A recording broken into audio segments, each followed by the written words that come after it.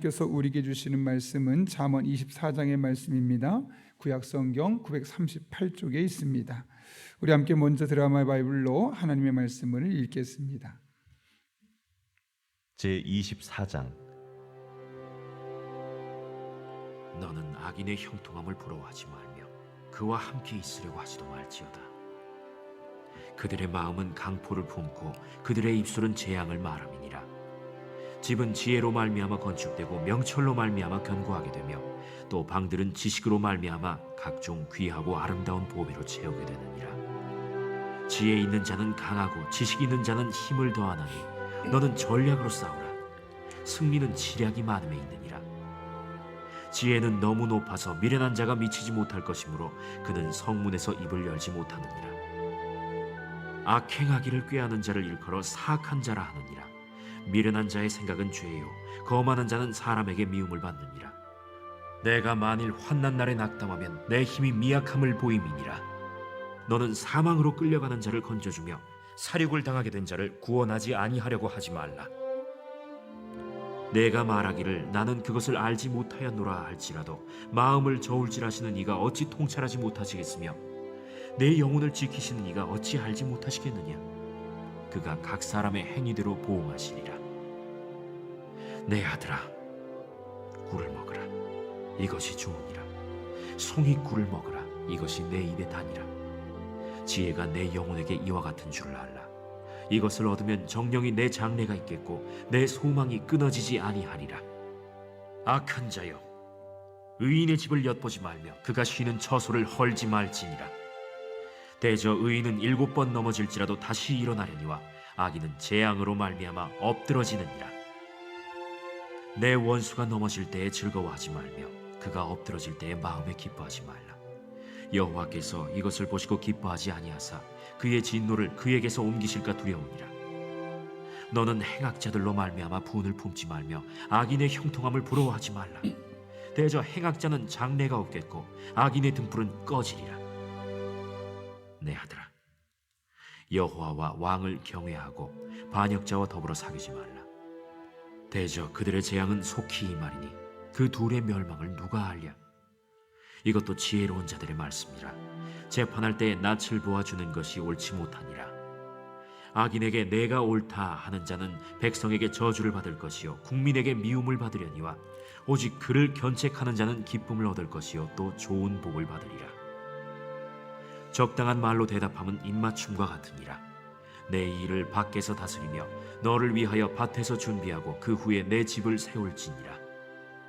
너는 까닭 없이 내 이웃을 쳐서 증인이 되지 말며 내 입술로 속이지 말지니라. 너는 그가 내게 행함같이 나도 그에게 행하여 그가 행한 대로 그 사람에게 갚겠다 말하지 말지니라. 내가 게으른 자의 밭과 지혜 없는 자의 포도원을 지나며 본즉 가시덤불이 그 전부에 퍼졌으며 그 지면이 거친 풀로 덮였고 돌담이 무너져 있기로 내가 보고 생각이 깊었고 내가 보고 훈계를 받았노라. 내가 좀 더 자자, 좀 더 졸자, 손을 모으고 좀 더 누워있자 하니 내 빈궁이 강도같이 오며 내 곤핍이 군사같이 이르리라. 아멘. 오늘 잠언 24장의 말씀은 우리가 지금까지 늘 봐왔던 것처럼 지혜가 우리에게 주는 유익에 대해서 다시 한번 이야기하고 우리로 하여금 그 지혜를 특별히 사모할 것을 권면하고 있는 말씀입니다. 그런데 지혜를 따라 살아간다고 할 때 우리 삶에 좀 딜레마가 하나 있습니다. 분명히 지혜로운 방법으로 살아가지 않음에도 불구하고 잘 되는 사람처럼 잘 되는 것처럼 보이는 사람들이 있어서 그들 때문에 마음이 혼란스러울 때이죠. 그래서 오늘 본문은 이렇게 시작합니다. 너는 악인의 형통함을 부러워하지 말며 그와 함께 있으려고 하지도 말지어다. 여기 악인의 형통함을 부러워하지 말라, 이 말은 무슨 말일까요? 많은 사람들이 악인의 형통함을 부러워하고 있다는 거죠. 악인의 형통이라는 것을 다른 말로 바꾸면 어떻게 바꿀 수 있을까요? 분명히 하나님을 믿지 않는데, 신앙생활을 하지 않고 하나님을 의지하지 않는데 돈도 잘 벌고 대궐 같은 집에 살고 있고 또 자녀들은 유명한 사람이 되고 그래서 명품 옷을 입고 또 백화점을 다니는 유명한 백화점을 다니면서 돈 아깝지 않게 쓰는 그런 삶을 말하겠죠. 그런 사람의 삶을 보면서 너무 부러워하지 말라고 합니다. 오히려 심지어 함께 있으려고 하지도 말라라고 말하고 있는 것을 보게 되죠. 이 말은 많은 사람들이 그런 사람을 부러워하고 있고 또 그런 사람과 함께 가까이 하고 있다는 것이고 또 가까이 하고 싶어 한다는 것이죠. 왜 그럴까요? 우리 흔히 하는 말로 콩고물이라도 떨어질 수 있기 때문이고 또 그들과 함께하는 과정을 통해서 인맥을 내가 넓힐 수도 있게 되고 나 또한 그와 같은 삶을 살 수 있을 것이라는 그런 막연한 기대감 때문에 많은 사람들이 그 사람이 악인이든 선한 사람이든 상관없이 잘 되고 있는 것처럼 보이면 그렇게 부러워한다는 겁니다. 그리고 그들과 함께 시간을 보내고 어떻게든 인연을 만들어서라도 자신도 그런 삶을 살고 싶어 하는 것이죠. 하나님 말씀은 너무나 선명합니다. 그들과 그들의 그런 형통함을 부러워하지 말고 또 함께 있으려고도 하지 말라는 것이죠. 그런 가운데 그렇게 말씀하는 가장 큰 이유 중에 하나는 2절 이렇게 말합니다. 그들의 마음은 강포를 품고 그들의 입술은 재앙을 말함이니라. 여기 강포라는 단어는 폭력 그리고 결국 멸망시킨다는 의미를 갖고 있습니다. 그들의 마음속에 어떻다는 거죠? 그들의 마음속에 폭력적이고 누군가를 멸망시키는 성향이 있다는 겁니다. 그런데 그들의 마음속에 강포를 품고 이런 말을 하는 이유는 무엇일까요?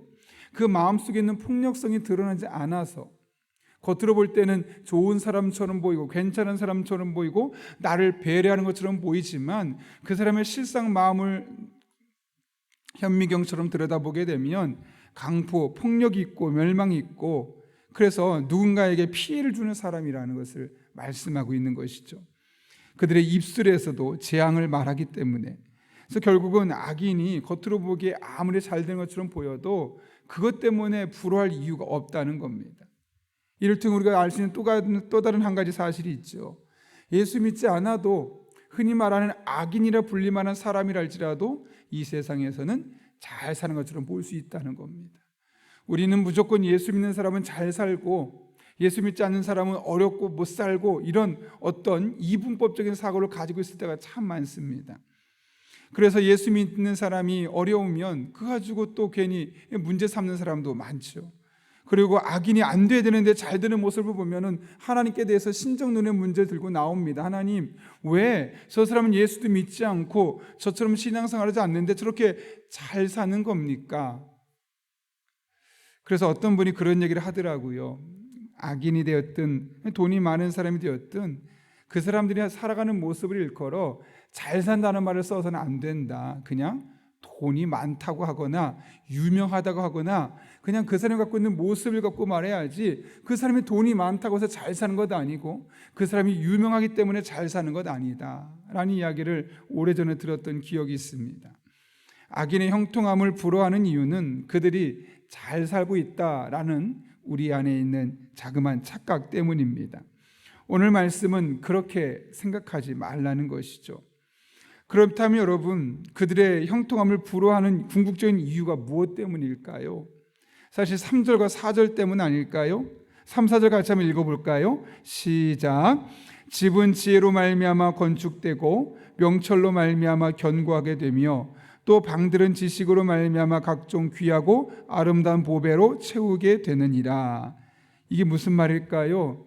사람의 집과 가문은 또 집안에는 모든 소유는 하나님 주시는 지혜와 명철로 그런 지식들로 말미암아 더욱더 견고해지는 것이라는 것이죠.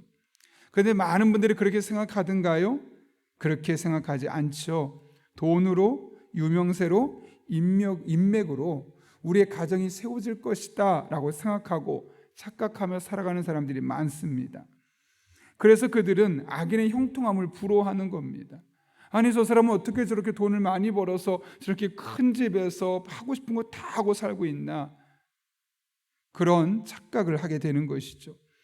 그러나 분명히 기억할 것은 집은 지혜로 말미암아 건축되고 명철로 말미암아 견고하게 되며 또 방들은 지식으로 말미암아 각종 귀하고 아름다운 보배로 채워지게 된다는 겁니다. 좀 복잡한 표현 같지만 여기서 말하는 집과 방들은 무엇을 의미하겠습니까? 한 사람의 가정과 가문을 말하는 것이죠. 가정이 세워지고 가문이 일어서며 견고하게 되는 것은 지혜와 명철로 인해 가능하게 된다는 겁니다.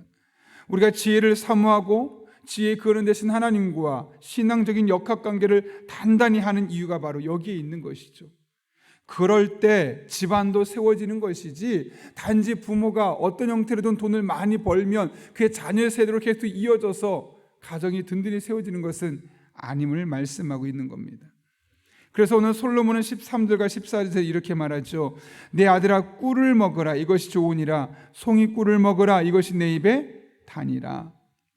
왜 여기서 꿀을 먹고 송이 꿀을 먹으라고 했을까요, 여러분? 꿀은 당시에 이스라엘 백성들에게 축복의 상징이었습니다. 그래서 심지어 우리도 그렇겠지만 꿀을 먹으면 피로가 회복되고 또 아이가 성장하는데 좋은 영양가가 있다고 합니다. 그래서 꿀을 먹는 것이 너무나 중요했고, 그 중에 꿀 중에 가장 상품에 속하는 것이 바로 송이꿀이었습니다. 따라서 여기 보면 꿀을 먹으라, 송이꿀을 먹으라 라고 이야기하는데, 사실 그러면 여러분 여기서 말하는 꿀과 송이꿀은 무엇을 말하는 걸까요? 14절 말씀, 지혜가 내 영혼에게 이와 같은 줄을 알라. 이것을 얻으면 정령이 내 장래가 있겠고 내 소망이 끊어지지 아니하리라. 이게 궁극적으로 말하는 게 무엇일까요? 악인의 형통함. 그런 사람들이 잘 사는 것처럼 보이는 것 때문에 부러워하지 말고 그들의 모습을 따라가고 그들과 함께하는 삶을 살 것이 아니라 이런 꿀과 같은, 송이꿀과 같은 지혜를 사모하라는 것이죠. 그러면 그로 말미암아 정령이 장래가 있겠고, 정령이라는 뭘까요? 반드시 너의 미래가 보장될 것이며 너의 소망이 끊어지지 아니할 것이다 라고 말씀하고 있는 겁니다. 겉으로 드러나는 어떤 현상적인 면만 보고 그걸 따라가거나 사람의 손을 의지하려 하지 말고 오히려 지혜를 사모하고 지혜의 근본 되신 하나님과 함께 살아가는 것이 얼마나 귀한지를 말씀하고 있는 것이죠. 반면에 여러분, 겉으로 보기 형통해 보이는 행악자, 오늘 19절과 20절인데요. 너는 행악자들로 말미암아 분을 품지 말며 악인의 형통함을 부러워하지 말라고 말합니다.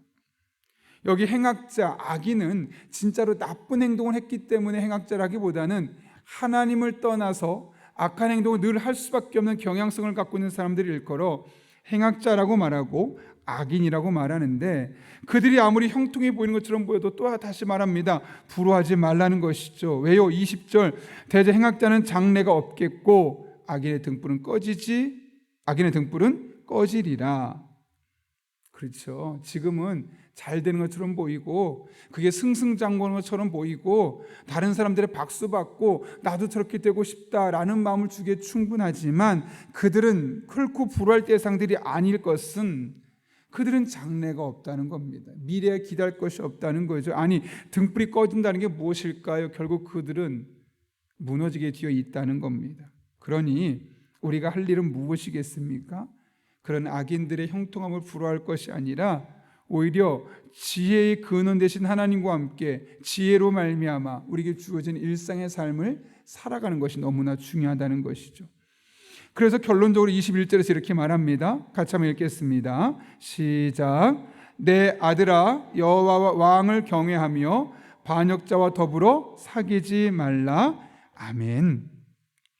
여기 뭐라고 말합니까? 여호와와 왕을 경외하라. 이것이 사실 오늘 잠언 24장에서 우리에게 주시는 궁극적인 메시지입니다. 여러분, 여호와와 왕을 경외하라는 이야기는 무엇일까요?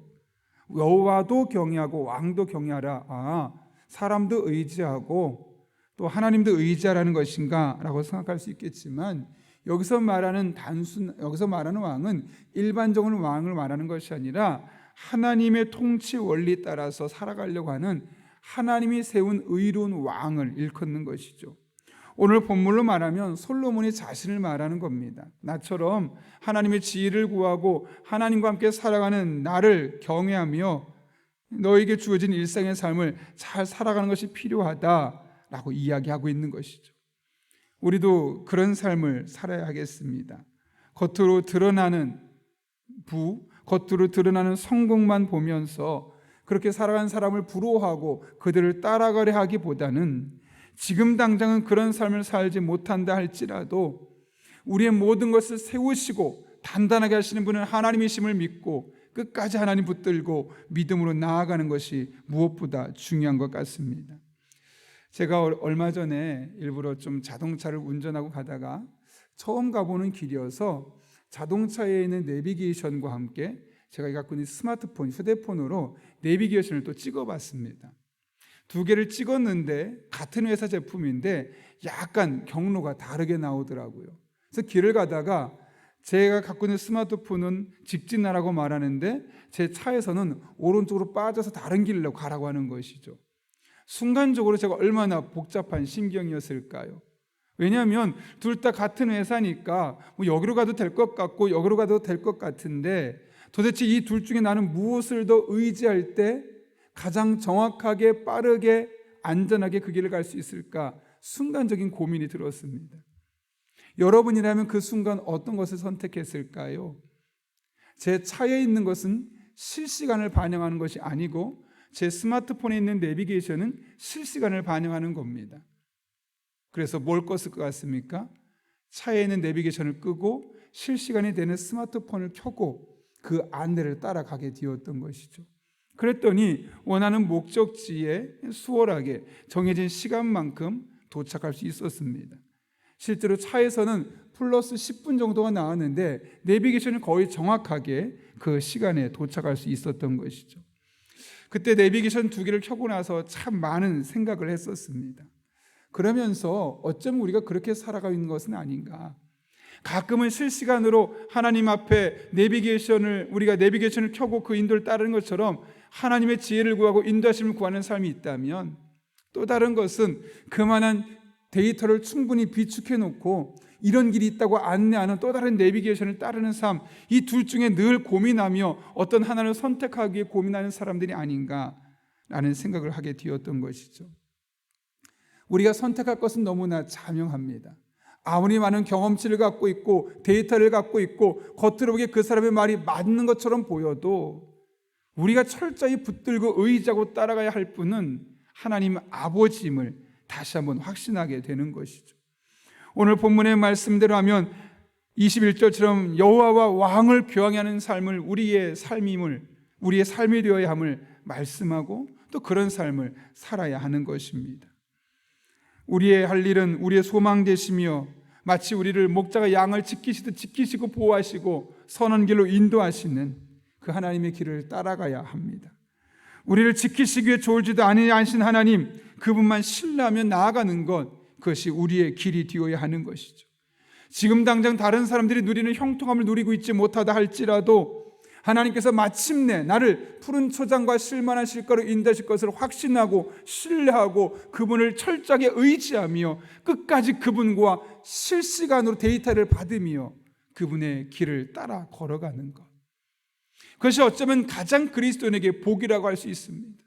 지금 당장 내 주변에 형통한 악인을 두는 것보다 수많은 경험치를 가지고 이런저런 조언해 줄 수 있는 그런 악인을 두는 것보다, 그런 사람 없어도 내 삶이 형통하지 못해도 여호와 하나님과 함께 실시간으로 소통하며 그분의 인도하심을 따라 우리의 삶을 한 걸음 한 걸음 뚜벅뚜벅 걸어가고 오뚜기처럼 7번 쓰러지면 8번 일어나서 다시 한번 하나님 붙들고 믿음으로 살아가는 것, 어쩌면 그것이 우리 그리스도인의 삶이 되어야 하지 않겠습니까? 그리고 그런 사람들에게는 오늘 말씀처럼 반드시 정령이 장래가 있고 소망이 끊어지지 않게 하시는 하나님의 인도하심이 경험되게 되어 있습니다. 우리의 삶이 그런 삶이 될 수 있기를 바랍니다. 하나님께서 여러분의 장래를 비춰줄 것이고 여러분의 소망이 끊어지지 않게 하여 주실 것이며 여러분의 등불이 꺼지지 않도록 지켜주심을 여러분의 삶을 통해 경험하게 될 것입니다. 한 번 경험하는 것이 중요합니다. 한 번 맛보면 2번 맛보게 되어 있습니다. 여러분, 단골식당이 왜 단골식당입니까? 맛있으니까 가고 또 가고 또 가는 것처럼 하나님의 은혜가 여러분들에게 단골 맛집이 되었으면 좋겠습니다. 한번 은혜를 경험하고 그 은혜를 잊지 못해서 또 기도하러 나오고 또 지혜를 구하고 또 인도하심을 구하고 그 맛을 못 잊어서 또 하나님께 나오고 식당만 단골 식당 다닐 것이 아니라 은혜에도 단골되는 저와 여러분 될 수 있기를 예수님의 이름으로 축원합니다. 우리 함께 기도하겠습니다. 거룩하신 아버지 하나님, 악인의 형통함을 부러워하지 말며 함께 있으려고도 하지 말라고 말씀하셨습니다. 많은 사람들이 악인의 형통함을 부러워하고 있다는 것이고 악인임에도 불구하고 겉으로 보기에는 형통해 보이는 것처럼 보일 때가 있음을 이야기하고 있는 것. 우리 그리스도인들도 때로는 그것 때문에 속상할 때가 있고 마음이 낙심될 때가 있음을 우리가 인정합니다. 그러나 오늘 말씀을 보고 희망을 얻습니다. 그들의 삶은 장래가 없고 소망이 끊어질 수밖에 없지만 지혜를 구하고 지혜의 근본 되신 하나님과 영적으로 소통하며 살아가면 오히려 장래가 있고 소망이 끊어지지 않을 뿐만 아니라 우리를 지키시기에 좋을지도 아니하신 하나님, 목자가 양을 지킨 같이 우리를 지켜주시는 그 하나님의 인도하심을 늘 경험할 수 있게 있음을 깨닫게 하셨사오니 남은 한 평생 하나님의 은혜를 날마다 순간마다 경험하게 하시고 은혜의 단골 맛집으로 늘 하나님 앞에 나와서 우리의 삶이 새로워지는 복된 삶을 살아가게 하여 주옵소서. 오늘도 함께 하실 줄로 믿사오며 예수님의 이름으로 기도하옵나이다. 아멘. 우리 함께 주님께서 가르쳐준 기도하겠습니다. 하늘에 계신 우리 아버지, 아버지의 이름을 거룩하게 하시며 아버지의 나라가 오게 하시며 아버지의 뜻이 하늘에서와 같이 땅에서도 이루어지게 하소서. 오늘 우리에게 일용할 양식을 주시고 우리가 우리에게 잘못한 사람을 용서해 준 것 같이 우리 죄를 용서해 주시고 우리를 시험에 빠지지 않게 하시고 악에서 구하소서. 나라와 권능과 영광이 영원히 아버지의 것입니다. 아멘. 이 시간 함께 기도하실 때 오늘 말씀을 붙들고 기도합니다. 오늘 말씀처럼 우리가 악인의 형통함을 부러워할 것이 아니라 오히려 우리에게 근본이 되시고 함께 하시는 그 하나님을 경외하는 마음, 그 지혜를 구하는 마음으로 온전한 믿음으로 나아갈 때 하나님께서 우리의 인생의 소망이 되어주시는 것을 경험할 수 있게 해달라고, 또 하나님께서 우리들의 인생 가운데 장래가 있게 하시고 소망이 끊어지지 않게 하시는 그 놀라운 은총을 경험할 수 있게 해달라고 기도합니다. 한 걸음 나아가서 오늘도 성령으로 충만하게 하여 주셔서 마땅히 기도할 바를 알게 하시고 이를 통해 모든 것을 합력해 선을 이루시는 하나님의 은혜를 경험할 수 있게 해달라고, 가정 속에 부모들은 직장과 일터에서, 자녀들은 학교에서 예수님의 제자로서 믿음의 본을 보이게 하시고 이를 수행할 능력을 더해달라고, 오늘 교회를 위해 기도합니다. 복음을 들고 나아가는 수요 전도대원들에게 힘과 능력을 더해주시고 복음을 전하는 데 힘쓰는 전도대원들의 삶과 가정에 복을 더해주셔서 또 마음껏 헌신할 수 있게 해달라고, 소그룹 리더로 헌신하는 구역장과 오이코스 인도자들에게 능력을 주시고 삶의 복을 주시며 새롭게 개편된 소그룹에 준비하는 전 과정 가운데 하나님이 함께 하시고 악한 영 틈타지 못하게 해달라고, 또 하나님께서 만드신 이 세상을 보호하고 우리가 사랑하게 하시며 점점 전쟁과 우크라이나와 러시아의 전쟁이 격화되어 있는 가운데 이것이 하나님의 선한 뜻 가운데